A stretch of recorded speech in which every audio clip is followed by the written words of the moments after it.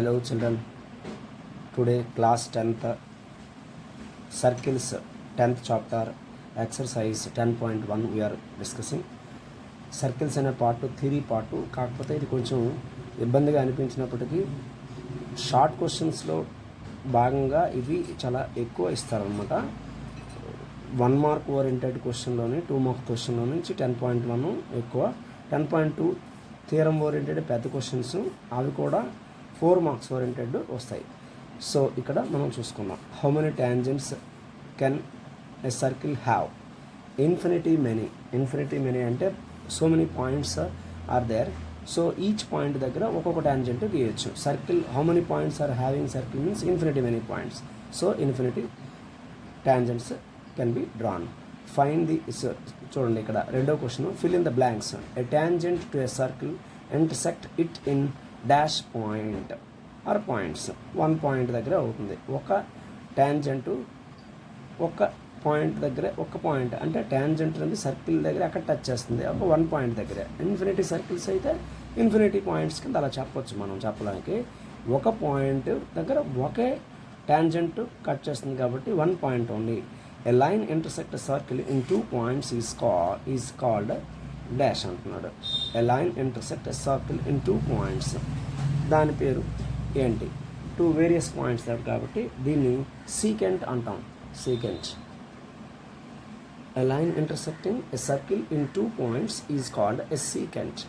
Secant అనేది various పాయింట్స్ని, అంటే మనం ఎగ్జాంపుల్గా తీసుకుంటే ఇలాంటిది మనం సీకెంట్గా తీసుకోవచ్చు. Secant, this is a secant. That means circle circle touches at చూడండి, this line is intersect at 2 points, that's why it is called secant.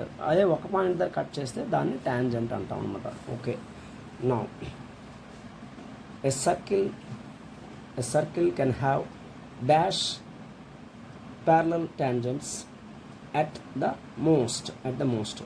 అంటే ఒక సర్కిల్ ప్యారలల్ లైన్స్ ఎన్ని ఉంటాయని? 2 ప్యారలల్ లైన్స్ ఉంటాయి. Mostly 2 parallel lines. ఎక్కడ ఒక line తీసుకుంటే దానికి ఆపోజిట్గా ఇంకో ప్యారలల్ లైన్ ఉంటుంది. కాబట్టి అట్ మోస్ట్ అంటే మ్యాక్సిమం అని అర్థం. రెండే, ఒక లైన్కి ఇంకొక ఆపోజిట్గా ఇంకొక లైనే గీయడం అవుతుంది. కాబట్టి 2 parallel tangents will be present. The common point of tangent to a circle and this, చూడండి, the common point of tangent to circle and the circle is called, దీన్ని పాయింట్ ఆఫ్ కాంటాక్ట్ అంటారు. Point of contact. మనం point of contact కింద example ఇది తీసుకోవచ్చు. Point of contact, this is a circle, this is a tangent, this is called point of contact.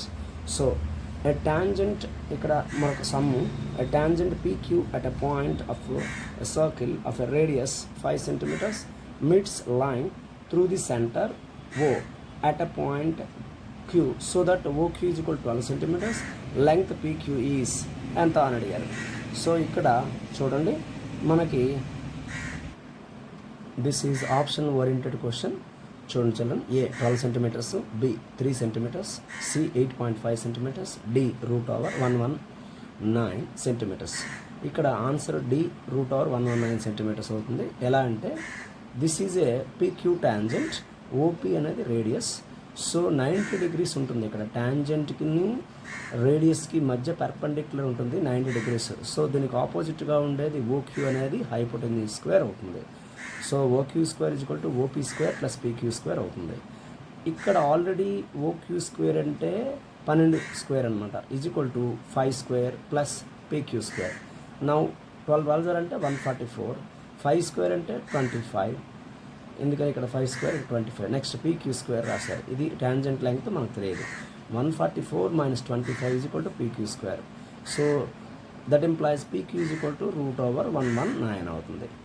ఇంకొక question, ఇది చాలా important question, public ఎగ్జామినేషన్లో గతంలో ఇచ్చిన క్వశ్చన్ ఇది. అదేంటంటే draw a circle and two lines parallel to a given line such that one is tangent and the other a secant to the circle. So diagram ఎలాగమ్మా, ఒక circle ఇది, దీన్ని tangent అంటాం. ఒక లైన్ ప్యారలల్ డ్రా చేయమన్నారు.